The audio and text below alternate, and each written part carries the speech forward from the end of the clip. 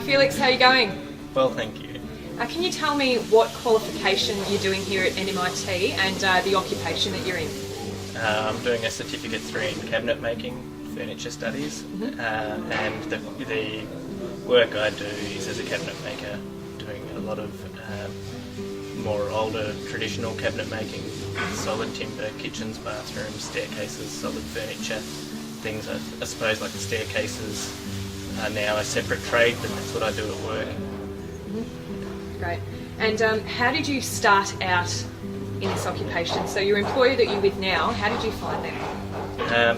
He's a brother of a teacher from high school. I've been out of touch with them for 10 years or so, ran into them shopping and heard that he had a brother who was a cabinet maker and said that sounded interesting. I didn't really think it would be a career thing, but like working with wood, and asked if there was any way that I could come and look at his workshop.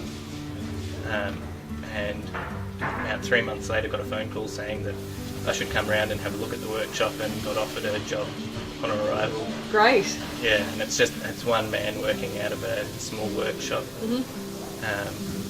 A 70-year-old mechanics workshop building in a residential area, so it's quite a unique place to work.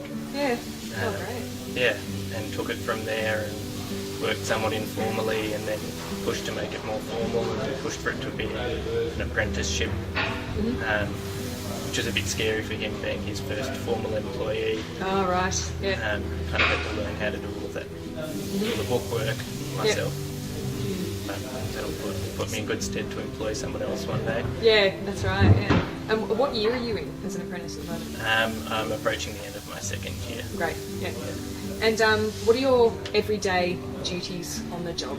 So you mentioned a few before, but what else do you do on the job? Well, I do, with only 2 people, myself and my employer, I do everything that he does, short of actually going and sourcing the work and the finer details of the design.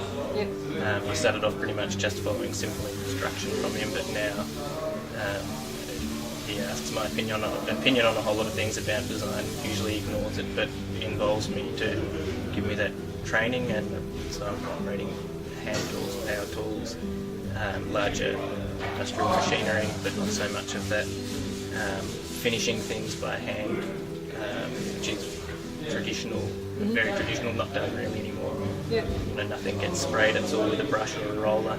So you're learning all of those traditional skills. well, many of them, and some degree of using manufactured board as well in places that it's more suitable, but as a rule trying to use solid timber, recycled where possible, and then obviously installation and fit out and final finish on things, doing all of that as well.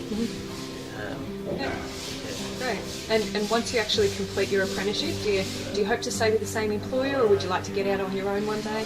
I'm already trying to set myself up with a workspace and the tooling to be able to work for myself, and hope to, when I finish my apprenticeship, start to shift to working a few days a week for my employer and a few days for myself. Yep. And either continue to work contracting work for my employer part-time, longer term, or go out on my own progressively. Great. Yeah. Excellent. Well, thank you very much for the interview, and good luck finishing your apprenticeship. Thank you very much. Thank you.